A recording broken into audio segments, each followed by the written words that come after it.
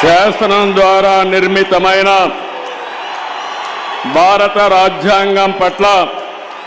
నిజమైన విశ్వాసం, విధేయత చూపుతానని,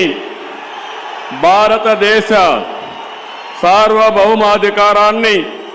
సమగ్రతను కాపాడుతానని ఆంధ్రప్రదేశ్ రాష్ట్ర ముఖ్యమంత్రిగా నా కర్తవ్యాలను శ్రద్ధతో, అంతఃకరణ శుద్ధితో నిర్వహిస్తానని, భయం గాని, పక్షపాతం గాని, రాగద్వేషాలు గాని లేకుండా రాజ్యాంగాన్ని, శాసనాలను అనుసరించి ప్రజలందరికీ న్యాయం చేకూరుస్తానని దైవ సాక్షిగా ప్రమాణం చేస్తున్నాను.